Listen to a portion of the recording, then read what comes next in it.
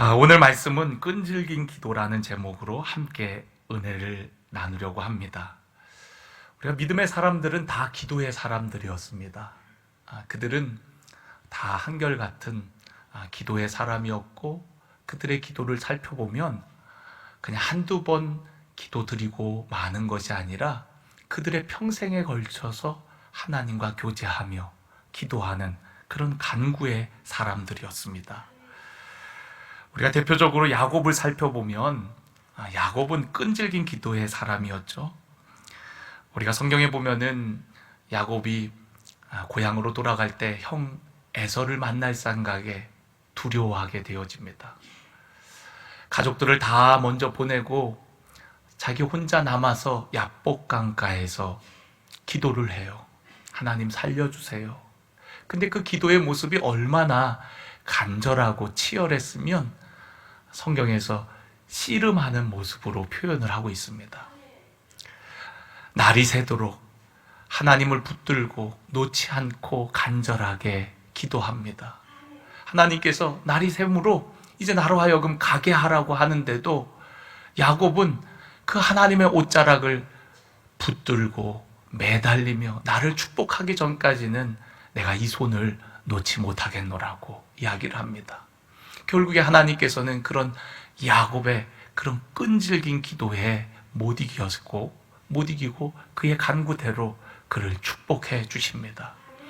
그의 앞에 놓여있던 에서라는 그런 큰 문제는 자연스럽게 해결되어지게 되는 것을 우리는 볼 수가 있어요. 끈질긴 매달림은 그의 끈질긴 기도를 표현하는 것입니다. 그의 끈질긴 기도는 할아버지 아브라함으로부터 받은 유산이었어요.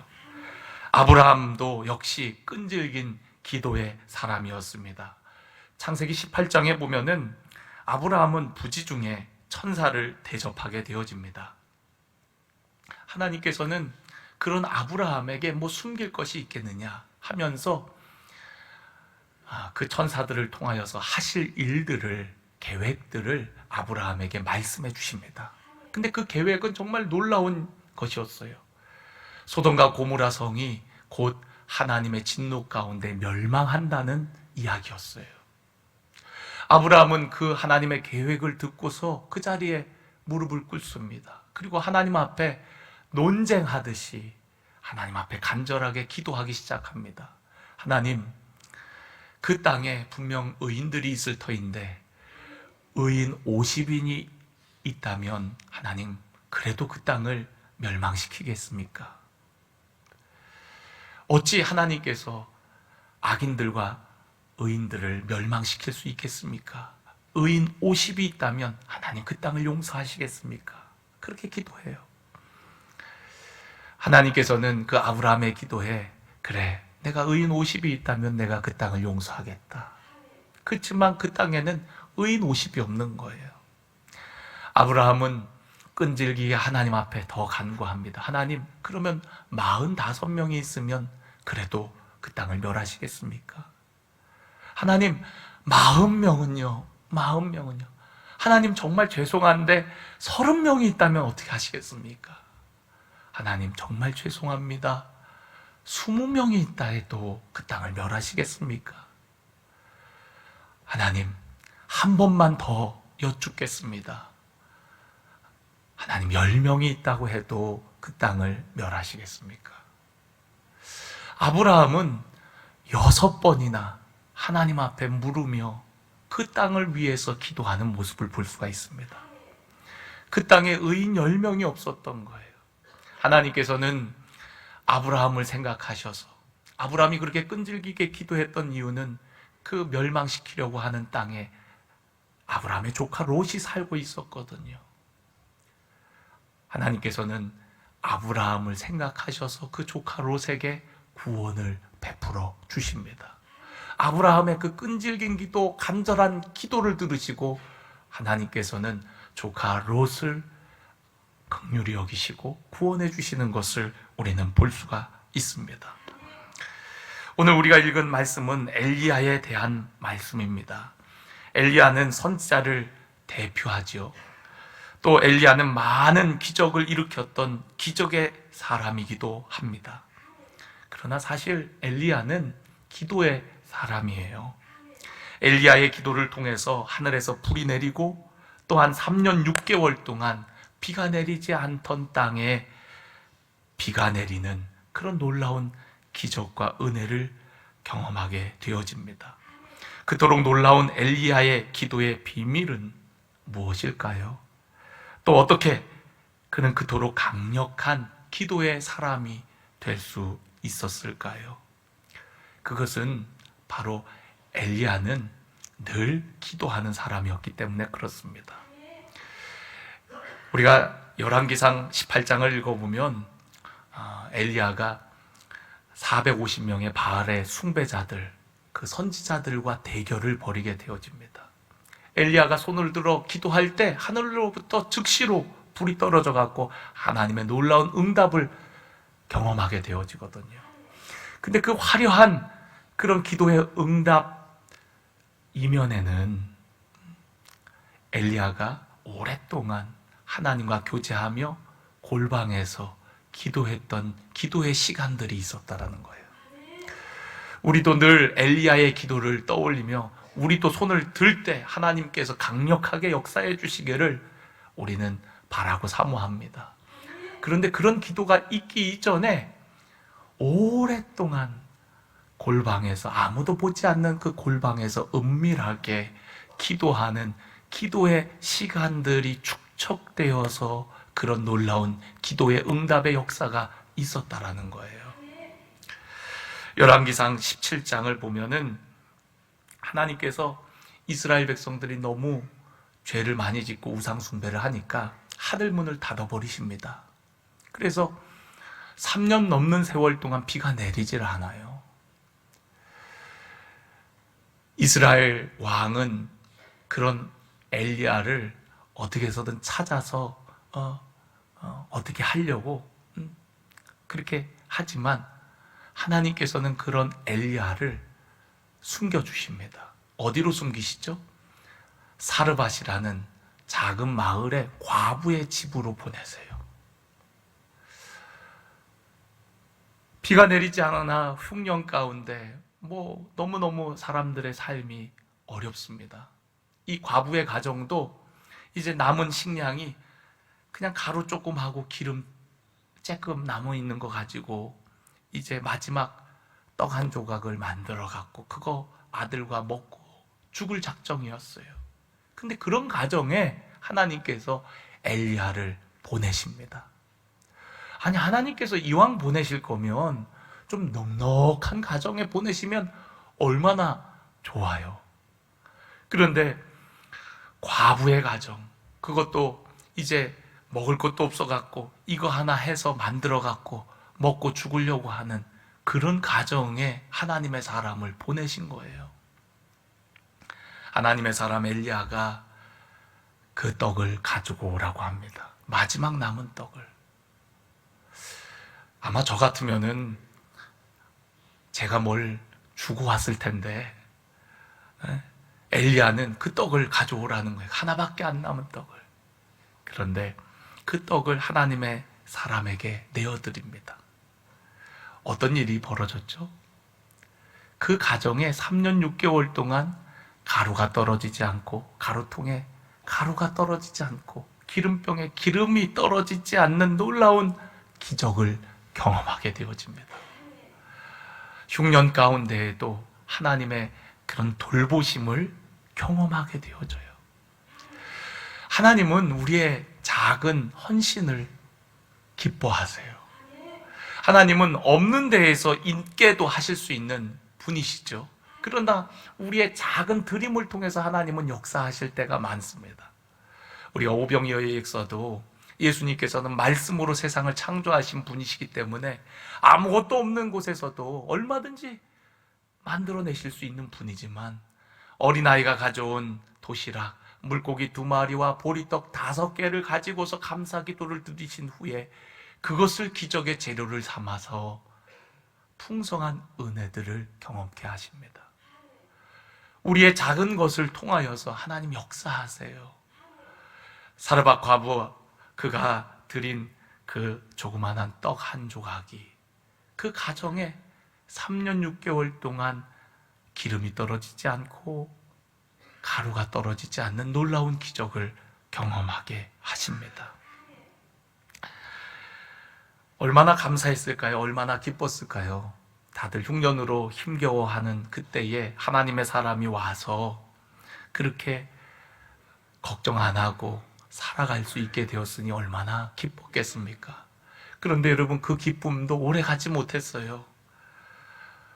그런 일이 있고 나서 얼마 못 가서 그 가정에 하나밖에 없는 아들이 병들어 죽게 되었습니다.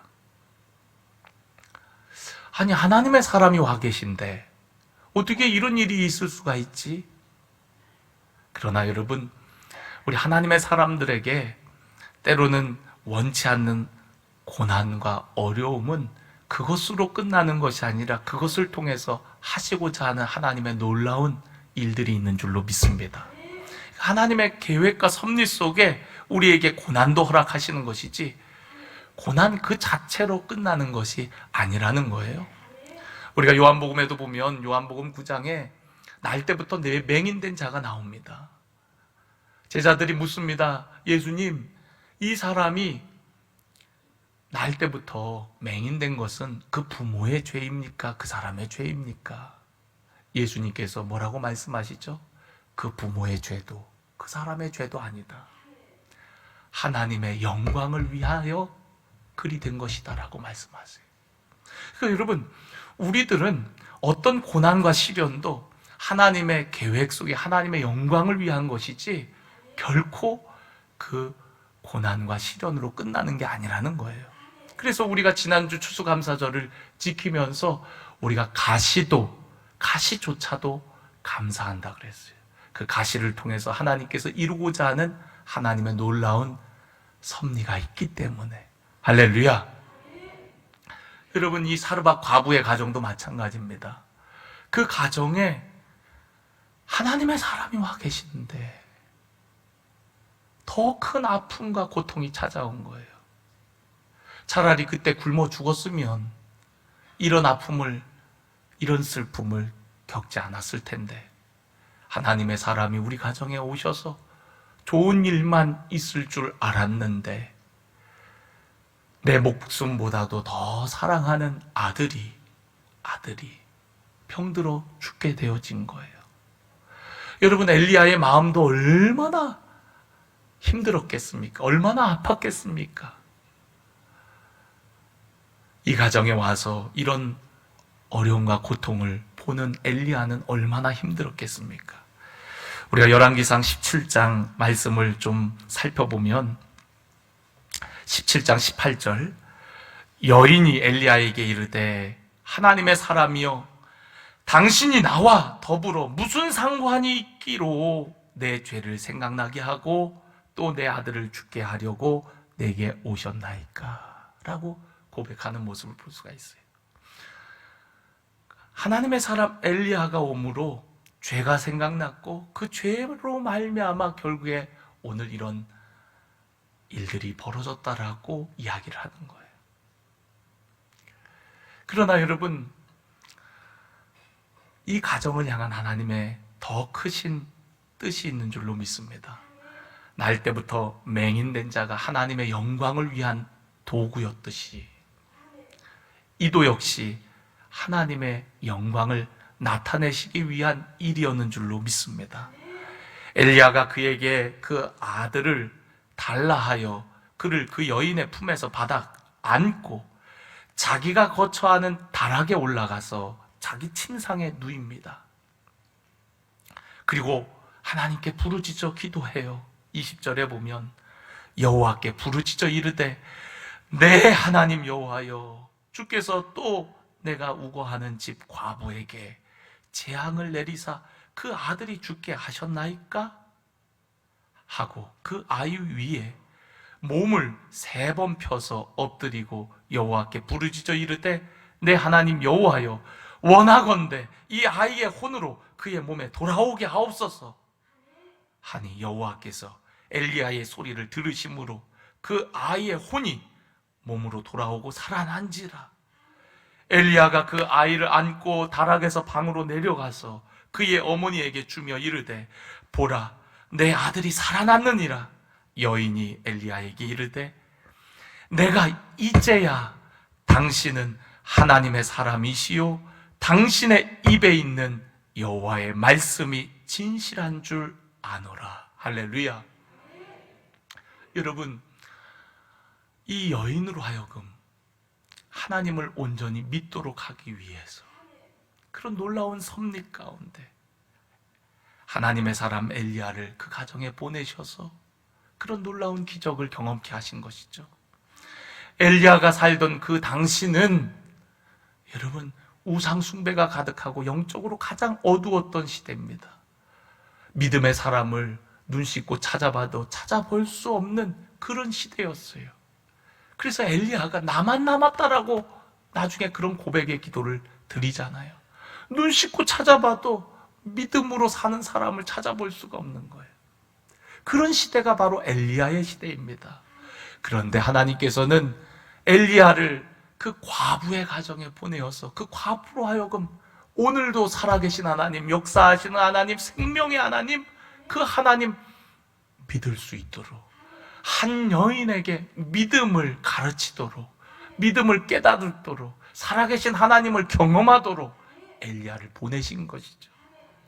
맹인의 눈을 뜨게 하셔갖고 그 맹인으로 하여금 예수님이 바로 하나님이 보내신 자인 것을 증거하도록 그가 바로 메시아임을 증거토록 하셨던 것처럼 많은 사람들이 눈을 뜨고 있지만 하나님의 말씀을 알고 율법도 알고 하나님도 알고 있었지만 정작 하나님이 보내신 예수 그리스도를 알지 못하는 그 땅에 맹인을 통해서 증거케 하셨던 것처럼 과부를 통해서 살아계신 하나님을 증거하도록 그 믿음을 갖도록 하나님께서 그 한 가정에 엘리야를 보내시고 그러한 고통과 시련 속에 살아계신 하나님을 경험하도록 하신 줄로 믿습니다.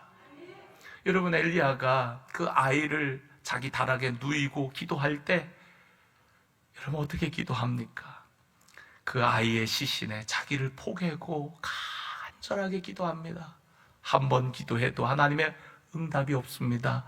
2번 기도하고 3번 간절하게 기도합니다. 부르짖어 기도합니다. 그때 떠났던 혼이 다시금 돌아와서 그 아이가 다시금 생명을 얻게 되어집니다. 여러분, 오늘 우리에게 그런 간절한 기도가 있기를 간절히 원합니다.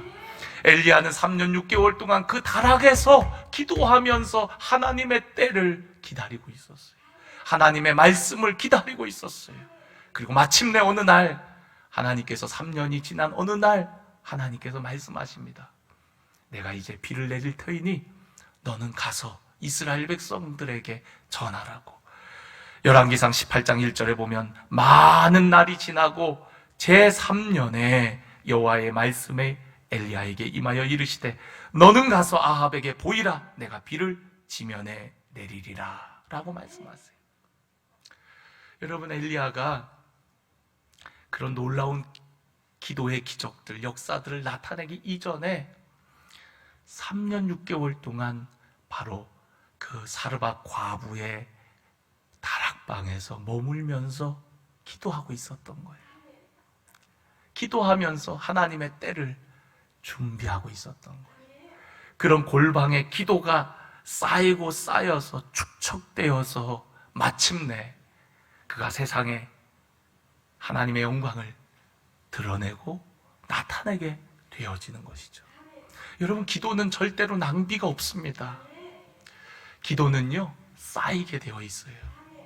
기도는 축적되어집니다. 하나님 나라의 기도의 대접이 있어요. 그게 성도들의 기도가 다 모여집니다. 모여지고 어느 순간 그 대접에 그득히 쌓였을 때에 그 대접이 기울어지며 하나님의 놀라운 기적과 역사, 응답이 나타나게 되어지는 것을 볼 수가 있어요. 여러분, 오늘 저와 여러분이 골방의 기도를 하기를 원합니다. 기도 몇 번 해보고 에이 안 되네, 에이 하나님은 내 기도 안 들어주시네, 그리고 기도를 포기하는 자들이 아니라 여러분, 응답이 올 때까지. 할렐루야. 여러분, 아무도 나의 기도를 모르는 것 같아도 하나님은 여러분의 기도를 들으시는 줄로 믿습니다. 엘리야가 머물렀던 그 조그만한 다락은 하나님 은혜의 보좌로 연결되는 통로였어요. 그곳에서 3년 동안 기도했던 겁니다. 마찬가지로 여러분, 예수님께서 부활하고 승천하시면서 제자들에게 뭐라고 당부하셨죠?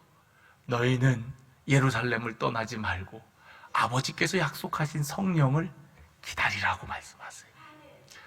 몇 날 며칠이 지나도 약속한 성령이 임하지 않습니다.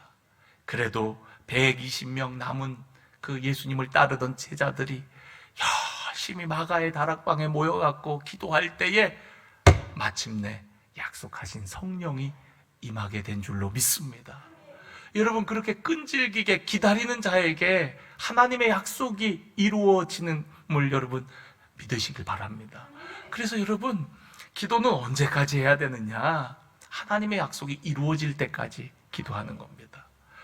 그냥 몇 번 해보고 마는 것이 아니라 여러분 계속 해야 되는 거예요. 오늘 우리가 읽은 본문 말씀에도 보면 이미 하나님께서 비를 내려주시기로 약속하셨어요. 그리고 엘리야 역시도 그 하나님의 약속을 선포합니다. 열왕기상 18장 41절에 엘리야가 아합에게 이르되 올라가서 먹고 마시소서, 큰 빗소리가 있나이다 라고 하면서 선포해요. 아합 왕에게 먹고 마시라고 얘기합니다. 이제 이 땅에 비가 내릴 겁니다 라고 얘기를 해요. 여러분, 기도의 사람은 믿음의 사람이고요, 아직 이루어지지 않았지만 믿음으로 선포하는 겁니다. 우리의 언어가 달라지는 거예요. 그러니까 아직 비가 내리지도 않는데 큰 빗소리가 있다라고 선포합니다. 그리고 아합은 먹고 마시러 올라가고 엘리야는 어디로 갑니까? 42절에 보면 갈멜산 꼭대기로 올라가서 그곳에서 엎드려 기도합니다. 아니, 하나님께서 약속하셨고 본인도 비가 내릴 것이라고 이야기했는데 왜 기도하는 겁니까? 이제 가서 같이 먹고 마시고 비가 내리기까지 기다리면 되는 거 아닙니까? 그런데 하나님의 약속이 있었음에도 불구하고 또 엘리야 역시도 그렇게 확신하고 선포했음에도 불구하고 엘리야는 다시 갈멜산 꼭대기로 올라가 하나님 앞에 간절하게 기도합니다. 한 번도 아니고 두 번도 아니고 7번 응답이 올 때까지 기도하는 모습을 볼 수가 있어요. 왜 그렇습니까? 왜 그렇습니까? 왜냐하면 하나님께서는 우리의 기도를 통하여 일하시기 때문에 그렇습니다. 에스겔서 36장에 보면 이스라엘 백성들을 향한 회복의 약속을 주십니다. 하나님께서 약속하셨고 그 일을 이루시겠다라고 말씀하십니다. 그러할지라도 너희가 구하여야 할지라 라고 하나님이 말씀하십니다. 그러니까 우리의 기도를 통해 역사하시는 거예요. 하나님은 우리가 있어야 할 것을 다 알고 계십니다. 그럼에도 불구하고 하나님은 우리에게 구하라고 말씀하시고 찾으라고 말씀하시고 문을 두드릴 것을 우리에게 말씀하십니다. 우리에게 기도할 것을 말씀하세요. 기도를 통해 하나님의 역사를 우리가 깨닫게 되어지기 때문에 그렇습니다. 기도를 통해서 하나님의 일하심을 우리는 알게 되기 때문에 그렇습니다. 그래서 기도하라는 거예요.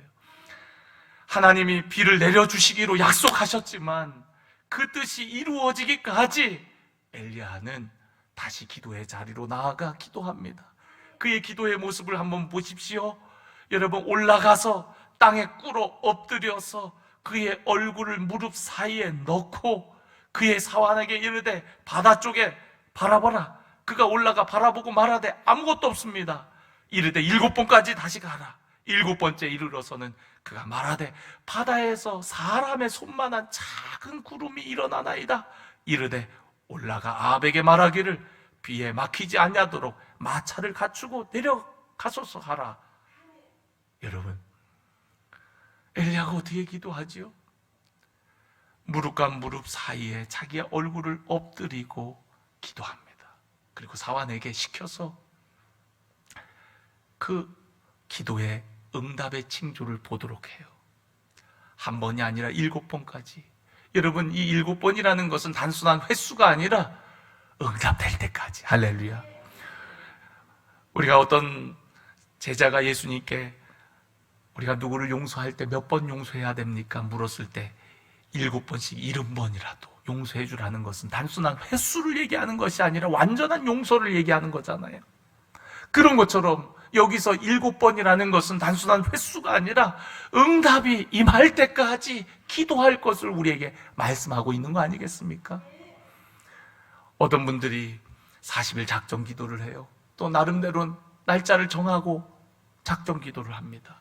그런데 여러분, 40일 끝나면 기도 안 합니까? 응답이 왔던 안 왔던 그것이 중요한 것이 아니라, 여러분, 40일이 중요한 것이 아니라 하나님이 응답하실 때까지 기도하는 게 중요한 거예요. 내가 정한 시간에 하나님이 응답하시는 것이 아니라 하나님이 응답하시는 그 시간까지 기도하는 것이 기도인 겁니다. 할렐루야. 그러니까 여러분, 여러분의 생각으로 하나님의 시간표를 마음껏 재단하지 마세요. 하나님이 응답하실 때까지, 그 횟수가 1번, 2번, 3번, 몇 번이 되던 여러분, 그때까지 기도하는 것이 진정한 기도요, 믿음의 기도요, 간절한 기도요, 끈질긴 기도요. 하나님께서 그 기도를 기뻐하지 않으시겠습니까? 저는 오늘 여러분들이 기도의 사람이 되기를 원합니다. 그냥 기도의 사람이 아니라 끈질긴 기도의 사람이 되기를 원합니다. 간절한 기도의 사람이 되기를 원합니다. 응답을 경험하는 하나님의 사람들이 되기를 원합니다. 똑같이 기도해야 하는데 왜 어떤 사람은 응답받고 간증하고 찬양하는데 왜 나는 기도의 응답을 경험하지 못하는 겁니까? 하나님이 다릅니까? 엘리야의 하나님이 나의 하나님이라 그랬어요. 엘리야가 우리와 똑같은 성정을 가진 사람이라 그랬습니다. 여러분, 오늘 여러분들이 간절하게 끈질기게 하나님 앞에 나아가기를 간절히 원합니다. 오늘 그런 간절함으로 하나님 앞에 구하십시오. 그때 하나님이 역사하세요. 여러분, 예수님도 우리에게 기도의 모범을 보이실 때 새벽 오히려 미명에 기도하시고 늘 깨어 기도하는 기도의 모습을 보여주시잖아요. 그리고 마지막 십자가를 앞에 놓고 겟세마네 동산에서 기도하실 때에는 같은 기도를 3번 반복하면서 기도하십니다. 한 번으로 부족한가요? 하나님의 응답을 확인하는 거죠. 3번 같은 기도를 반복하며 하나님의 뜻에 자신을 순종하는 그런 모습을 볼 수가 있어요. 순종할 때까지, 응답 올 때까지, 내 마음에 확신이 들 때까지. 할렐루야. 여러분, 그렇게 깨어 기도하세요. 깨어 기도하세요. 여러분, 5만 번 기도 응답받은 우리 조지 물러의 기도 예화는 너무나도 많이 들으셨을 거예요.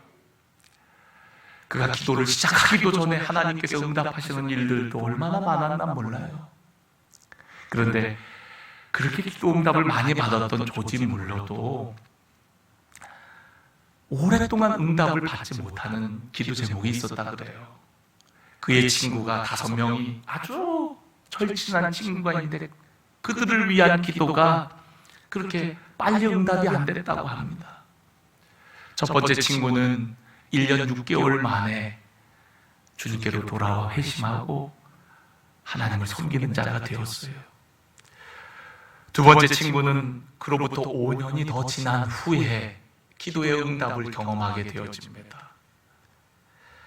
그리고 나머지 세 친구가 있는데 두 친구는 36년이 지난 후에 회심을 하고 돌아옴을 통하여 조지 물러의 기도가 응답됨을 경험하게 되었죠.